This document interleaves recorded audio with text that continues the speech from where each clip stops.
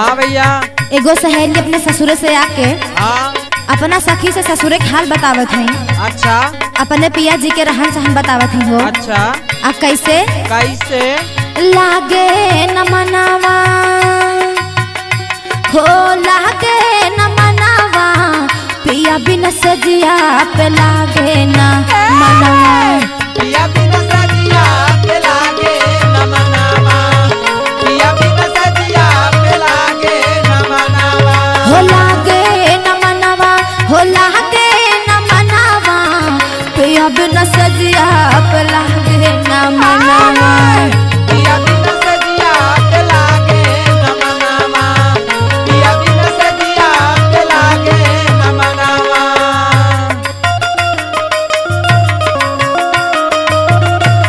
क्या बात है जिया।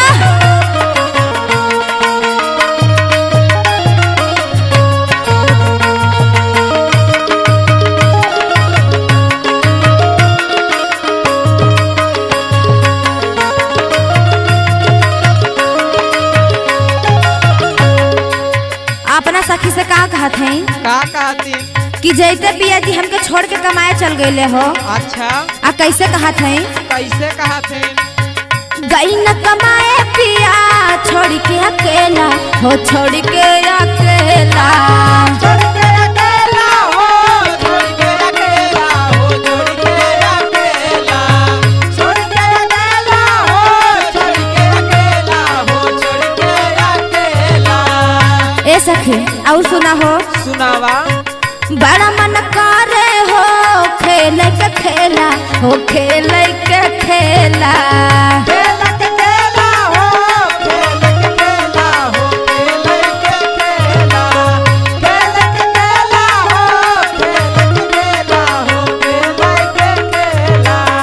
गई न कमाए पिया छोड़ के अकेला हो, छोड़ के अकेला, बड़ा मन करे हो खेले के खेला हो, खेले के खेला, रही रही बरस,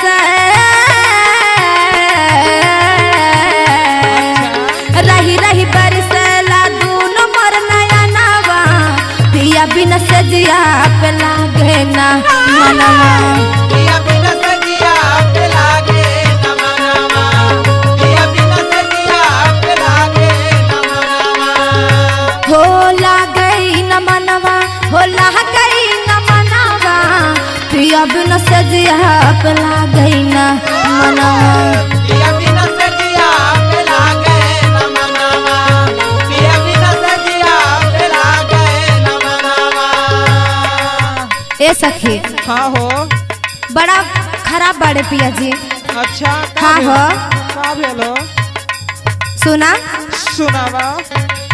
क्या करा से कहीं राजा दिलवा के बतिया हो, दिलवा के बतिया, दिलवा के बतिया हो, दिलवा के बतिया हो, दिलवा के बतिया, दिलवा के बतिया हो, दिलवा के बतिया हो, दिलवा के बतिया। ए सखी दिन तक कट जाला, अच्छा। रात काटा बड़ा मुश्किल होला हो। बड़ा दिक्कत होला हो। हाँ हो सुना।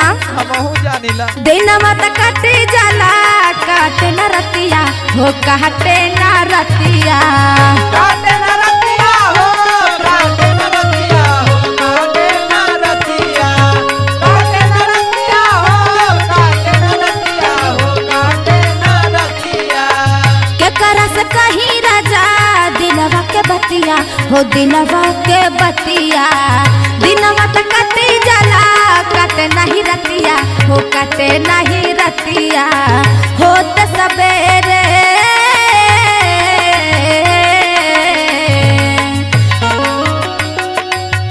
होत सबेरे कागा बोल मोर अंगनवा, पिया बिन सजिया पे लागे न मनवा, पिया बिन सजिया पे लागे न मनावा, पिया बिन सजिया पे लागे न मनावा।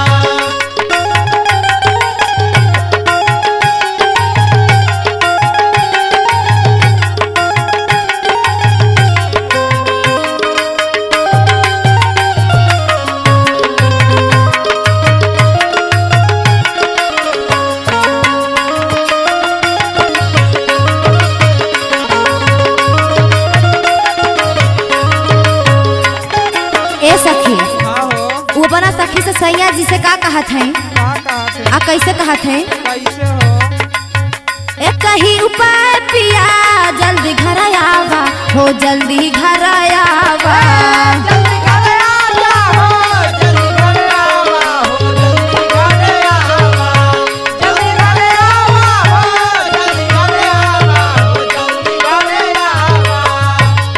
और सखी का कहत सखी से का कहते चढ़ली जवनिया ना माटी में मिलावा हो माटी में मिलावा माटी में मिलावा हो माटी में मिलावा हो माटी में मिलावा माटी में मिलावा हो माटी में मिलावा हो माटी में मिलावा।